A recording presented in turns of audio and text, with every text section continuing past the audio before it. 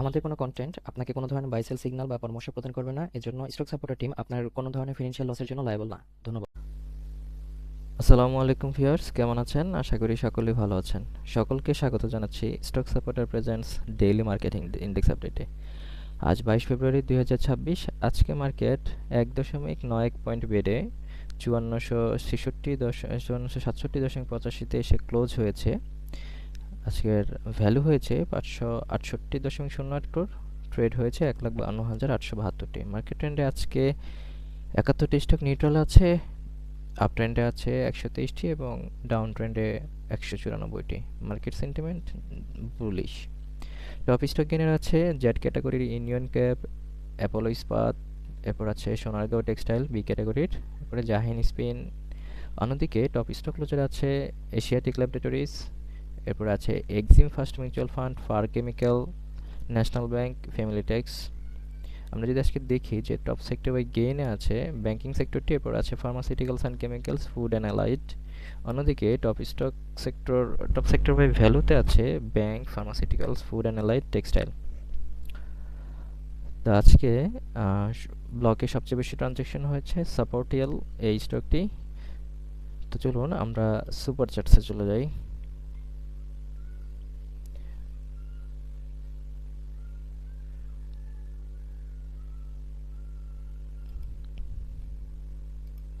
Super চার্টসে আমাদের গত দিনের লেআউটটি অটো লোড করা আছে। তো এখান থেকে আমরা যদি একটু দেখি,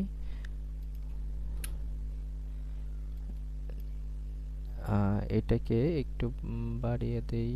ওকে, তো এখানে দেখছি যে আমাদের আসলে এটা একটা মেজর রেজিস্ট্যান্স না হলেও একটা ভালো ধরনের রেজিস্ট্যান্স ছিল, যে এই জায়গাটাতে আমাদের ধরুন এই জায়গাটাতে এখানে একটা সুইং করে এখানে কিন্তু একটু পজ দিয়েছে, তারপরে এখান থেকে আবার শক্তি সঞ্চয় করে এখানে, এরপরে এইদিকেই কিন্তু মার্কেটটা আমরা দেখছি যে ঘুরোঘুরি করেছে।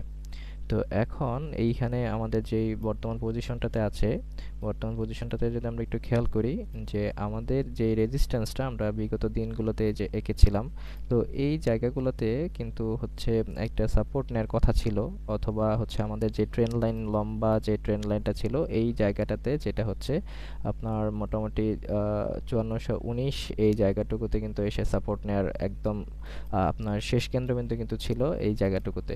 তো আমাদের এই বক্সটাতে এসেই আজকে মার্কেট একটা ডজি ক্যান্ডেল তৈরি করেছে। ডজি ক্যান্ডেল তৈরি করার যেই এখানে যে ব্যাপারটা হয়েছে, যে আমরা যদি দেখি যে এখানে একটা, যেহেতু আমরা একটা সাপোর্ট জোনে আছি, তো এই সাপোর্ট জোনটাতে আমাদের যদি ট্রেন্ড লাইনটা একটা সাপোর্ট জোন হয়, এখানে যদি ডজি ক্যান্ডেলটা তৈরি করে তাহলে কিন্তু একটা ভালো বুলিশ মোমেন্টাম আসার কথা।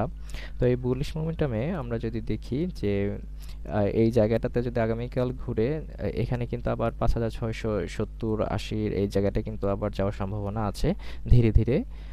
তো মার্কেট সম্পর্কে বলা যায় যে এটা একটা পজিটিভ সাইন আজকের এই ডজি ক্যান্ডেলটা।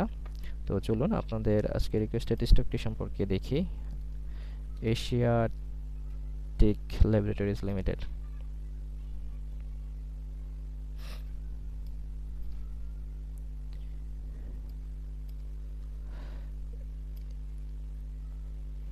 এশিয়াটিক ল্যাবরেটরিজ লিমিটেডে আমরা দেখছি যে আম, গত দিন এই জায়গাটাতে এই ক্যান্ডেলটা 10 ফেব্রুয়ারিতে এই ক্যান্ডেলটাতে কিন্তু একটা সেল সিগন্যাল চলে আসছিল, এবং এই সেল সিগন্যাল যখন ক্রস করেছে, আমরা যদি এটা দেখি যে এই সেল সিগন্যালটা যখন ক্রস করেছে তখন কিন্তু আসলে মার্কেট আবার নিচে যাওয়া এটা অবধারিত ছিল, এবং মার্কেটের যে মাইনর রেজিস্ট্যান্স বা মাইনর সাপোর্ট আমরা যদি যেটাকে বলি, যে এই মাইনর রেজিস্ট্যান্স বা সাপোর্টটাকে সে কোনোভাবে কিন্তু অনার করেনি।